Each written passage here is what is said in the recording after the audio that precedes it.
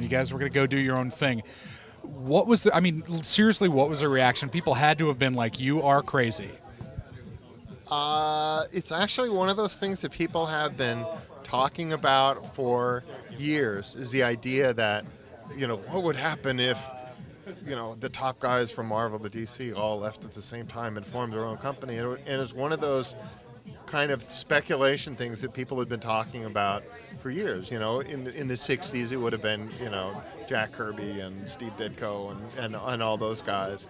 In the 70s, it would be a different guy. The different years would be, what if Frank Miller and John Byrne and like all these guys, key guys, what if they all went and did their own thing? And this is year that we were like, let's try that out and see how that one works. And we went and did it, and it was a little like jumping off the cliff, but you get a bunch of guys doing it, and it feels all right, and it worked out okay. Did you guys seriously anticipate the impact that you were going to have on culture? I know we were all leaving some very good gigs because those were good books, and those books weren't necessarily going to be there for us, waiting for us, and so it was a bit of a calculated risk, but that's the way life is. You can flip burgers at McDonald's for the rest of your life. You can open up your own chain and see how that does, and sometimes you succeed and sometimes you fail. But if you fail, I think we are all relatively confident that we could find something to do if it all went to the crapper. But as a publisher now, do you look at the industry completely in a different light and go, wow, what were we thinking? It is somewhat of a different perspective as the publisher, but there's you wish that you could play God and just be able to move the chess pieces where you think they ought to go, but it doesn't quite work out that way because things have changed a lot over the years. When we started off, there was very few people who are actually under contract anywhere.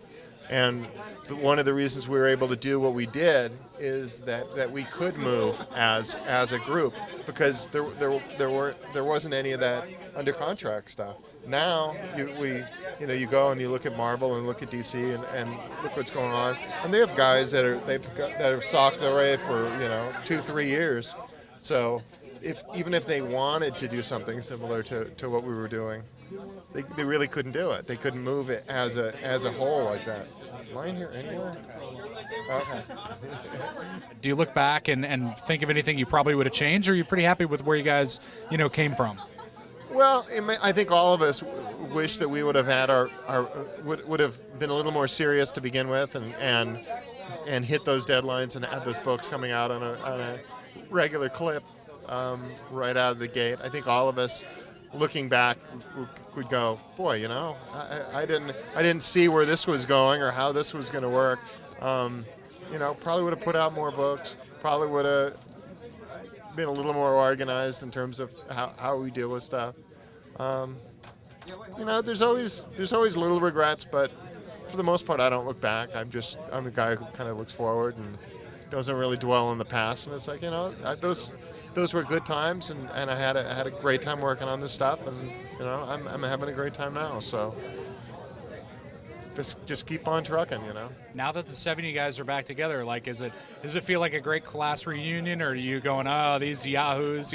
What's your opinion on it? No, it's really great to see these guys. These are pretty much the best friends a person could have in the industry, and we all kind of came up in the trenches together, and it's sort of like getting together at a high school reunion or a family reunion or something like that, and it's a group of people who really bonded in a way, and it's really awesome to see the guys after this time, and we'll see each other again because we'll be doing stuff again, We're